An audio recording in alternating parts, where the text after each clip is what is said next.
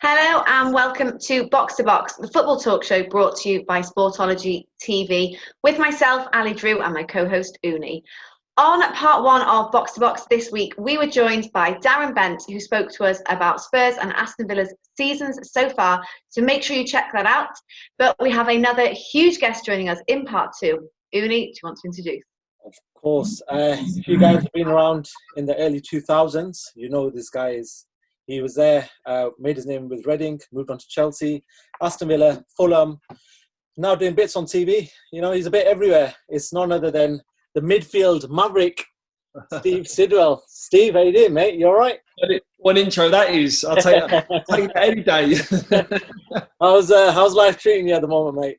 Yeah, no, it's all good. You know, we're in a bad situation, aren't we, with all the pandemic and stuff, and we want to see a bit of light at the end of the tunnel, but it's a glimmer at the moment, isn't it? But listen, we just get on with it. We roll with the punches, and hopefully we can get out of it soon.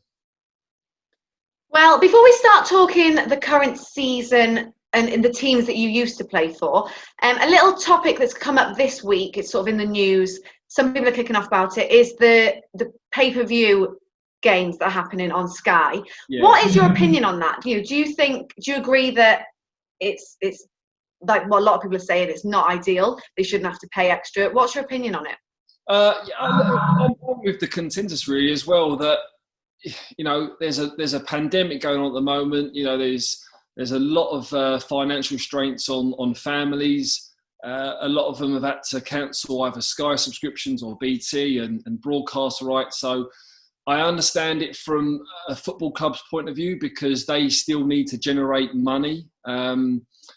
But football, as we've seen at the moment from this pandemic, it is nothing without fans. The games, yes, they've been still entertaining, but the fans really have been missed, and we've got to be very, very careful at the moment that we don't keep pushing them away.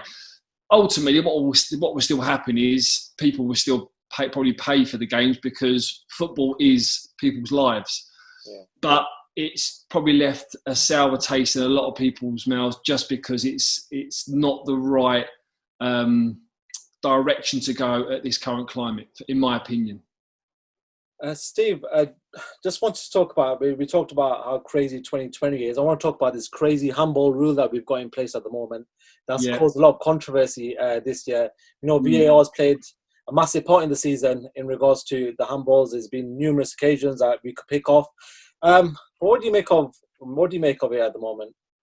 Well, look, ultimately it comes down to a handball is just down to really common sense, and the majority of referees, they've got a bit of common sense, but they have to follow the rules and guidelines now. I know it's been changed of late, but even the new rules that's come in of late, I still can't believe that the Eric Dyer one in this new state would still be given. I mean, that for me is just, again, it's just another step of being common sense. How can you I understand if your arms are above your shoulders and out, then it's a handball. But if that's still from behind you, I mean, how possibly can that be given? So the element of where it was, if it touches your hand, it's handball regardless. I'm so glad that that's kind of gone. But it's not eradicated the full problem, because I still can see there being a few problems down the line this season. Steve, I just want to ask you about some news this week as well in regards to a young English striker that's actually making moves on in a political sort of form as well, in Marcus Rashford. We know that what he's done over the lockdown has helped a lot of people in regards to getting food out to families who can't afford to give out lunchtime dinners, basically, to their kids.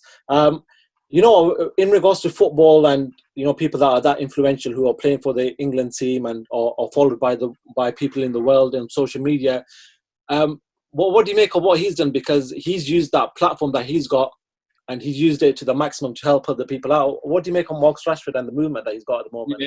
Yeah, you literally took the words out of my mouth there. He's someone at the moment that's very profile, got a great platform, a global platform. We're talking Premier League now, global platform that's going to reach across the world. Manchester United, one of the biggest clubs in the world, that he can reach out and really, really touch lives. And what he's done is superb. I mean, it goes beyond football, footballing family. It goes into life, and it's genuine. It's not a political stunt. It's not a way for him to get his own profile bigger or his own brand, or to get an honour which he's been given this week. So he's used the right tool in the right manner. Same as Raheem Sterling, as he's done, and these black players now, especially at the moment where Black Lives Matter and that force is going so strong, they use it to their full potential. And kids coming through now at young ages, these players and these legends and icons are very well looked up to. So they're using it in the right way, the positive way. It's reaching out to the right people, and people starting to sort of sit up and take notice of that. Do you think it's important that, obviously, because young kids look up to footballers, they are their role models, and you do hear about the stuff that they do wrong in their private lives quite a lot. Yeah. Is it really important that we've got these sort of positive role models and that they're doing, good, not for their benefit, but they are doing good, proving that their platform, they're using it for good? And that's important, I guess, for the sort of up and coming young footballers and fans. Yeah, 100%.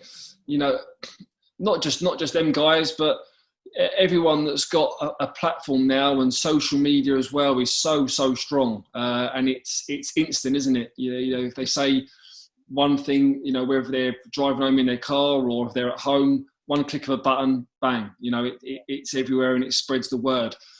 Footballers nowadays, they mud can stick on them, so they're using their channels to hit the right avenues and right people. Listen, everyone makes mistakes. You've seen that the two lads come through in the England camp recently. Things like that happen, but at young ages, we've all made mistakes. It's unlucky for them that they're in a world where they're judged very quickly. People forget that they was all youngsters once, and we've all made mistakes. Probably fortunate enough for us, there wasn't video cameras and instant people that can get it out these days on social media. So all of them are doing well. Harry Kane, you couldn't ask for a better role model for an England captain, someone that you wouldn't really see strolling out of nightclubs at 4:30 a.m. and stuff like that. So as I say, it's not just the top echelon players that are doing it. There's a lot of stuff and a lot of players that are doing it all down through the leagues, for local charities and stuff like that as well. Steve, actually, going off what you're saying, would you survive in this era as a football player? Oh, absolutely no chance. No chance. If there was, I'm so glad them Nokia 3210 didn't have cameras on them, because I would have been in some serious trouble back in the day. So, and I can vouch for a lot of footballers as well with that one. Steve, before we move on to your clubs, I do want to talk about some transfers that are actually happening at the moment. We know that in between the English teams, there can be transfers going on. And it's a former team that you played for, Brentford. One of their main men, Said Benrahma, moving over to West Ham. We know that Benrahma is a bit of he's a flair player. He's got the techers, as they call it. But talk to me about him, because he is exciting. I've seen it every time I've seen him play. He's an exciting player. But what do you think he can do to West Ham? Yeah, I mean, I was really impressed with him, well, the front three, really, for Brentford last season. It was inevitable that if they didn't go up, they were probably going to lose them. They've obviously lost two. He's the last one to go now. Look, he's a maverick, isn't he? He's got skills to pay the bills, that's for sure. I mean, that what he done against Fulham the other week when he rolled it through the fella's legs and smashed it in. I mean, that was just outrageous. So, he's got that in the locker. The step up to the Premier League, he's got the potential to do it. Some players go up there and fulfil their potential, some don't.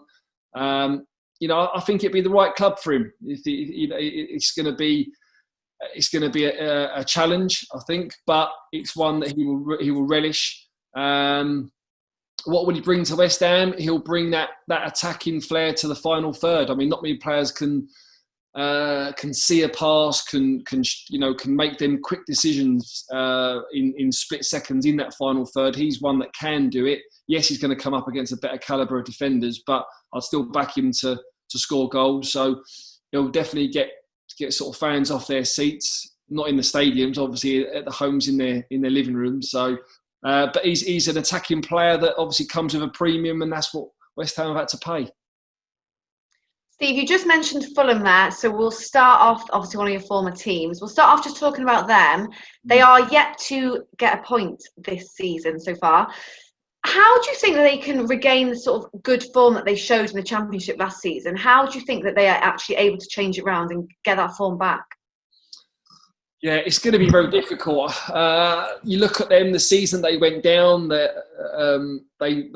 they conceded so many goals. Even in the Championship last season, they still conceded goals. But with that league, you can get away with it because you're going to score as well. I know, speaking to Scott, he's had to. One of his biggest challenges was changing the mentality of the squad in terms of getting into that run of form where they're losing games and they're conceding goals.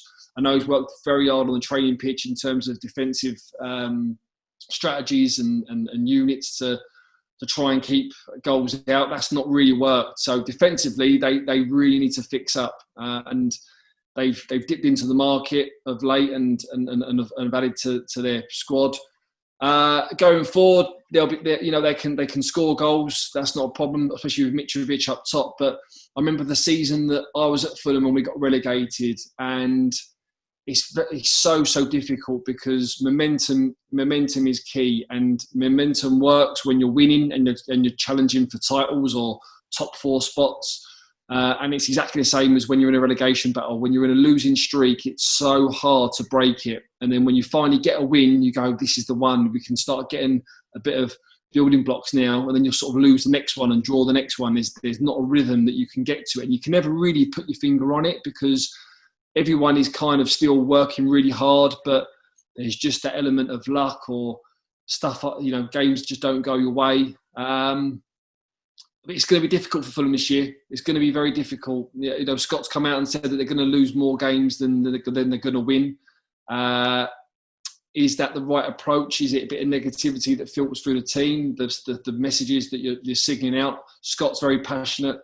He says what he is from the heart, and he's honest and brutal. So they need to pick up. They need to pick up points soon, especially at home as well, to make them games count and try and get what they can on the road.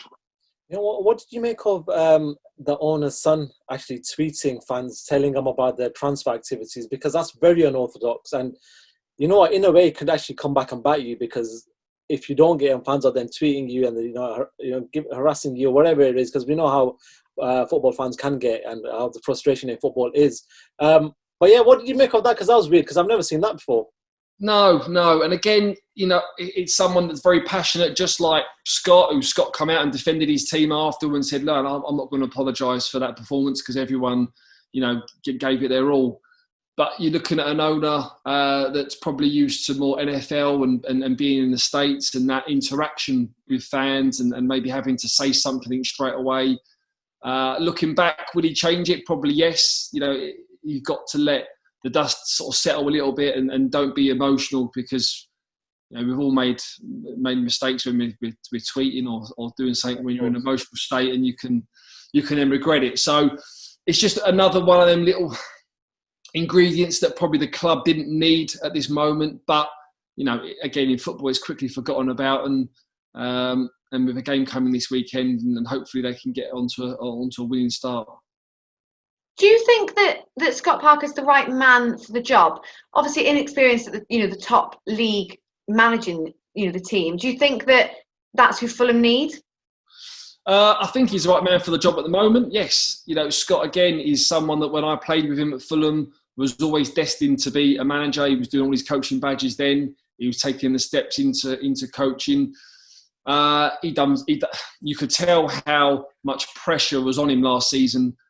By his reaction to when they got through the playoff final against Brentford. There was huge pressure on him to get into the Premier League, and they had to give him the job, for the Premier League. How long he remains in that seat, that's down to Fulham, but I think they've got to stick with him, because I know for a fact that the staff, I speak to the staff there still now, everyone there respects him at that football club. They do believe that they can turn it around. I know the players in the dressing room, they're all fighting for him. They all buy into his approach. So I don't think they're far off turning the corner. But I do think he's the man for Fulham, for the job, yeah. You know, another club that I do want to talk to you about, one that's probably made the most noise this summer, is Chelsea Football Club. It's like somebody turned on the PS4, went onto FIFA and just started buying players in career mode. That's what they seem to have done this summer. They've bought some huge names, and they just spent the money. I think they spend the most money in Europe, if I'm right. What do you make of their transfer window? Because with that transfer window comes pressure as well.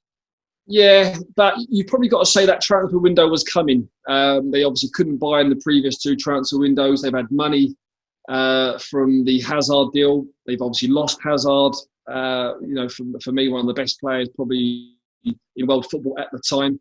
Frank done an amazing job with the cards he was dealt with last season with the youngsters coming through. So this transfer window was probably going to come.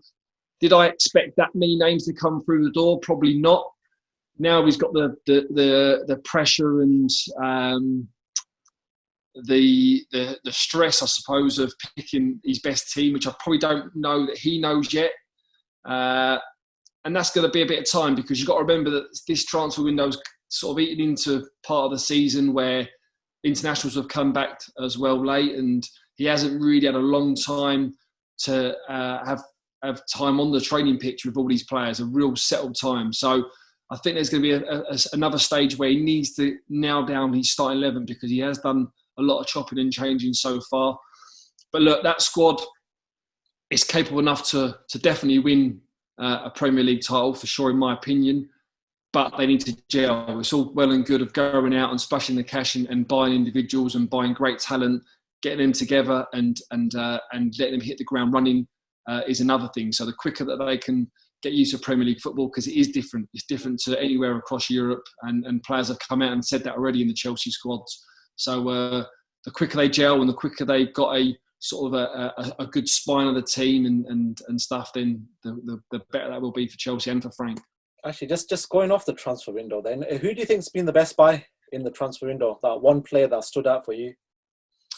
One player that stood out for me in the transfer window. One that I like, and it's a little bit left field, was let's have a little think. Actually, you caught me off guard here. I actually, do you know what I've got to say? I like the fact that Ross Barkley's gone to Aston Villa. Okay. I'll say that because it's very easy for him to have stayed at Chelsea and just gone, yeah, I'll back myself and I want to get in this team. And if I don't get in the team, I'm still in a comfortable position, not just financially, but in a comfortable position where I'll go to training, and if I'm in the squad, I'm in the squad. If I'm not, then it is what it is. But he's gone out there, to a club that in Aston Villa is huge. Obviously, played there himself, and giving him a platform to go on, especially with the Euros that's going to come up, and for him, because on song you've got to say Ross Barkley is one of the brightest talents in the country that's emerged over recent years. He obviously just needs a platform to do that, and at Villa, linking up with Grealish and Watkins now, he's got someone who can do that. We've seen him how well he played against Liverpool the other week. So, that one was taking all the highlights out of it in terms of most money spent and a sort of a household name. He was one that I thought, yeah, do you know what? Fair play to you to do that.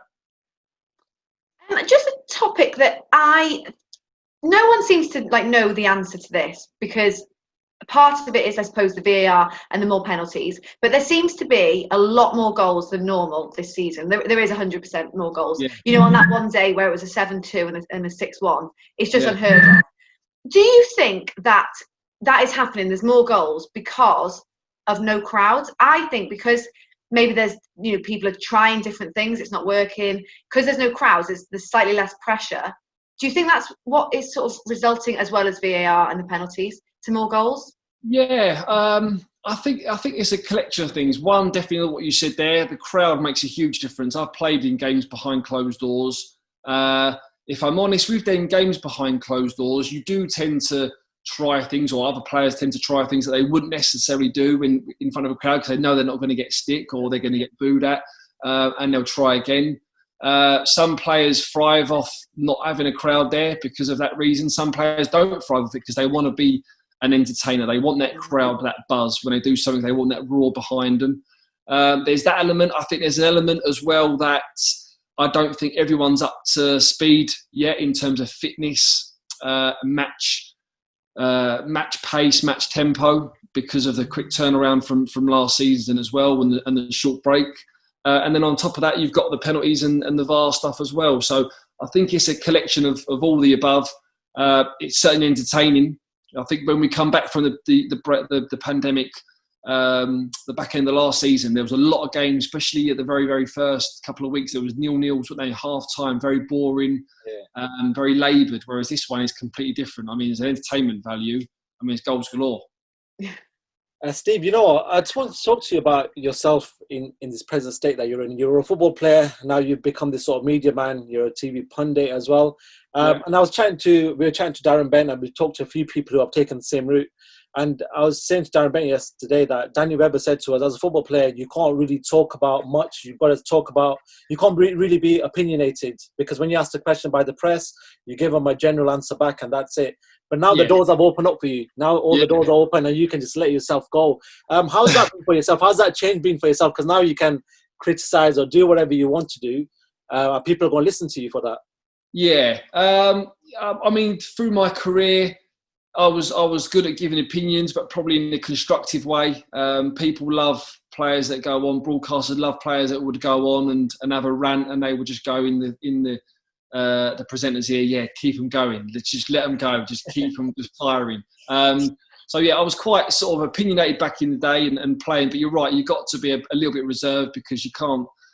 Especially when you're coming up against players and teams and stuff. So, but nowadays it's the same sort of thing, really. You've got to have a strong opinion. You've got to back it up with what you say. You've got a platform to do it on, and that's what everyone wants to hear. You know, you don't want to just be sitting on the fence. You want to say what, you know, yourself or Ali say. You know, sitting there when they're watching football, you're the voice for all the fans that when something doesn't go right or go wrong, that they're up screaming and shouting, whether that be in the stadium or whether that be at home, scream at their TV, because, you know, football's all based on opinions and facts, and you're just given that sort of platform to voice that, I suppose. So very fortunate to do that.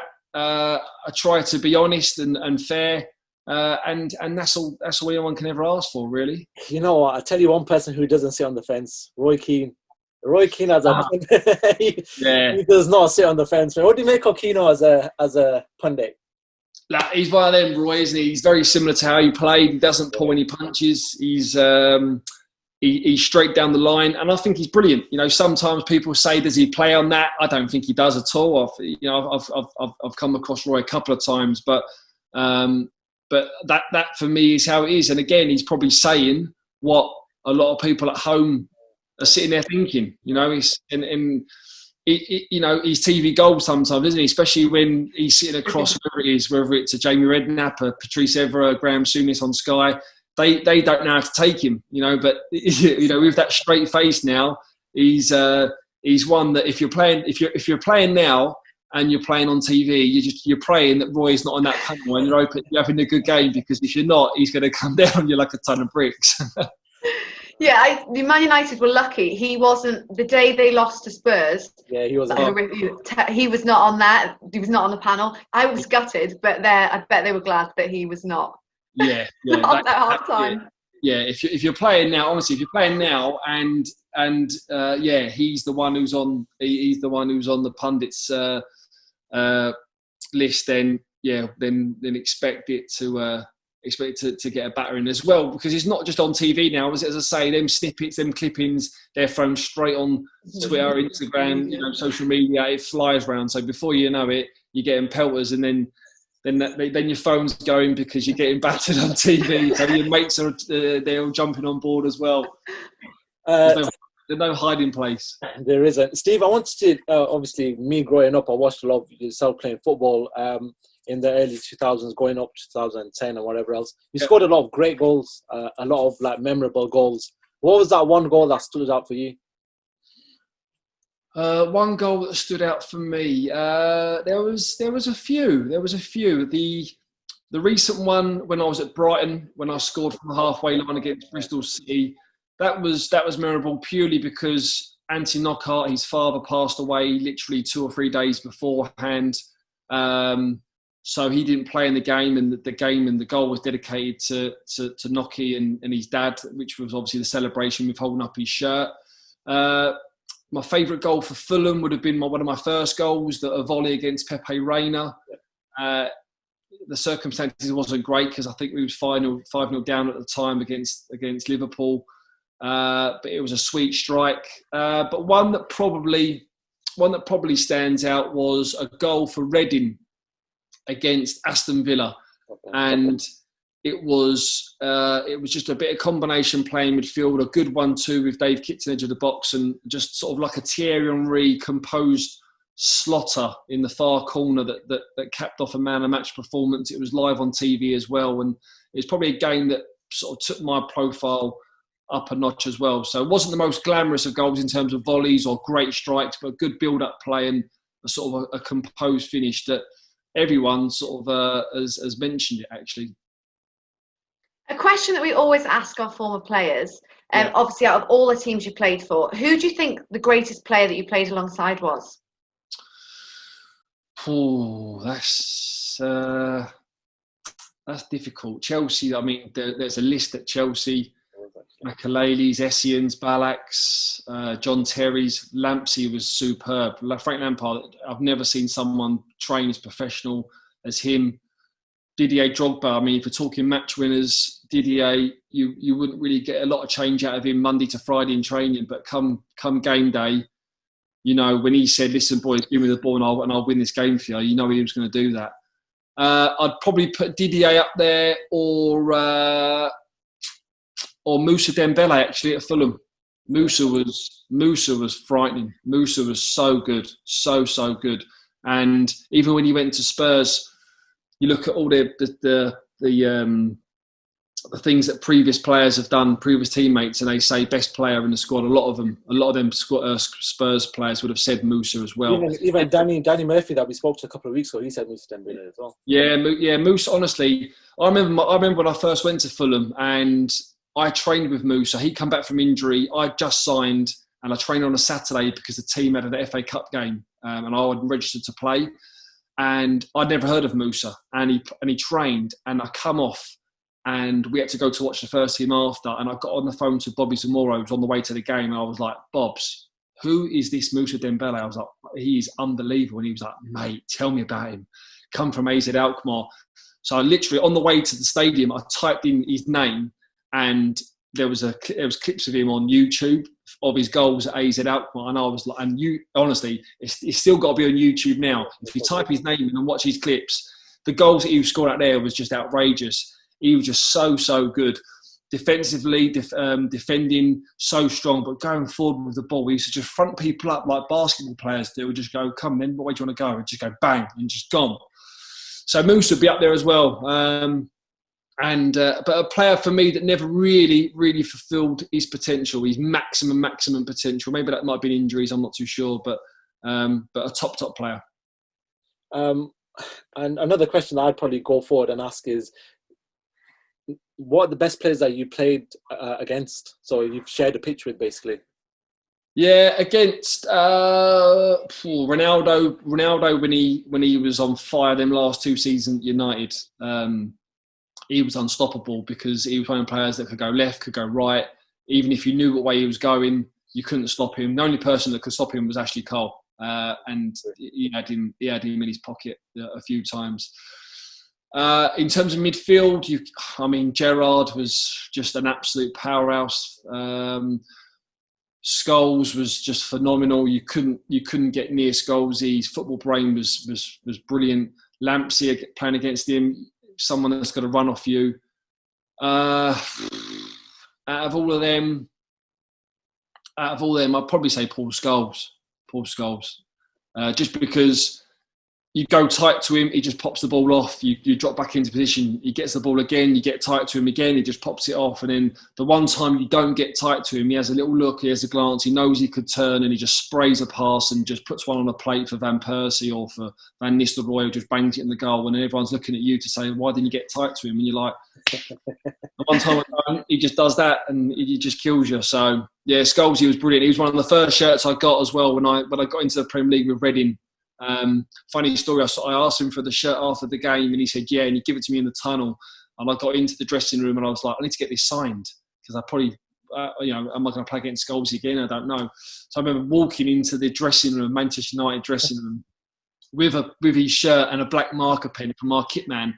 And I was like, Scholes about? And they said, oh, he's in the other room. And I walked in, and he was in the treatment room, and he was in there on the treatment bed, obviously still in his kit, shorts and socks with no top on. I was like, Scholes, can you sign the shirt? And he was like, just give it to you. And I was like, I don't know, but I don't know when I might see you again. And he signed the shirt, and I've got it up in one of the rooms. So, and an idol of mine as well. You know what? These names that you pick out are actually quite common names. Scholes is a good one. Steve Gerrard's another one that comes out. Mr. Bill is actually somebody that's been spoken about before. So it seems to be like in that era of football. We spoke to Bobby Zamora as well, and he said Scholesy was one of them. It always seems to be these. Oh, really? Yeah, so it seems to be a lot of these names that come out at that era, at that time when you guys were playing football. Yeah. But yeah, Steve, it's been a pleasure. You've been a star, mate. Cool.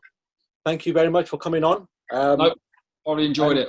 Keep doing your thing, man. You seem to be on a few platforms at the moment doing your media thing, so it seems to be good. So I've watched a few of your things, so carry on, mate. Appreciate it. Thanks ever so much, and keep doing all your stuff as well. I'm enjoying watching all the boys come in and tell their stories. Steve Sidwell. Thank you so much. Lovely to speak to you. Cheers, thank you so much. Guys, that was Steve Sidwell talking about everything to do with football in part one. We had Darren Bent. So this week's been a huge show for you guys. Make sure you support the channel by liking, subscribing, sharing, doing whatever you can.